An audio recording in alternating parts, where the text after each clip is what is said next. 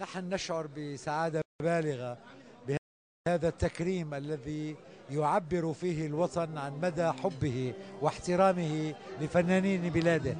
نحن نحتفي بالفن، نحتفي بالثقافة، نقول لكل فنانينا ألف مبروك هذا العيد، وكل أيامهم أعياد، ولا سيما أنهم هم الذين يجعلون الحياة أحلى وأجمل. يقاطعوا المهرجان ليه؟ موقف شو يعني؟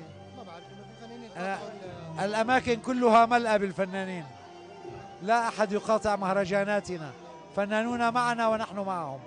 هذه إشاعات، حين يأتي النجاح كبيرا يجلب معه بعض الأعداء. لا يوجد مقاطعة إطلاقا. لماذا؟ ما الذي حدث؟ بالعكس الجميع محبون ونحيطهم بمحبتنا. أنا مو بس غريب، أنا غريب عن مهرجان السينما من مليون سنة.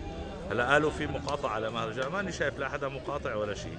يعني نحن ما في داعي نحن نقاطع مهرجان السينما، لأنه هو مهرجان السينما بالأساس مقاطعنا.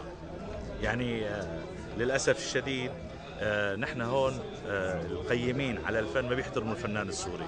أي فنان غريب بتلاقي أشداق الناس وصلت لهون من الضحك والفرحة في لقائهم، عرفت كيف؟ وبينما الفنان السوري بضل مين ما كان يكون نسق عاشر، باستثناء بعض الناس اللي إلى علاقات الخاصة مع بعض القيمين. هدول بتلاقيهم دائما بيتكرموا دائما بالاول، دائما بالبطيخ، دائما هي حط لي هاي كلمه بطيخ كثير، يعني كرر لي اياها.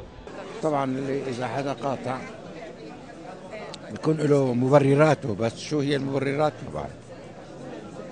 يعني هذا مبدأ المقاطعة أنا برأيي مبدأ سلبي، المفروض ما ينوجد. ليش تقاطع أنت؟ قول رأيك، إذا في شيء مو عاجبك قول، عبر عن رأيك، قول والله في شيء مو عاجبني. أما حكاية المقاطعة هي يعني ما بعرف، أنا مو معها أبدا أبدا أبدا، مو معها. يعني مبدأ المقاطعة مبدأ كتير كتير سلبي. ليش؟ يعني قول رأيك أنت بالشيء اللي مو عاجبك. ماني مقاطعه بس ما حضرته لأنه ما اجتني دعوة، مع أني أنا أول من كتب فيلم سينمائي وبطولة فريد شوقي وناهد شريف بدايات المؤسسة يعني. بس أنا تلفزيوني مو سينمائي.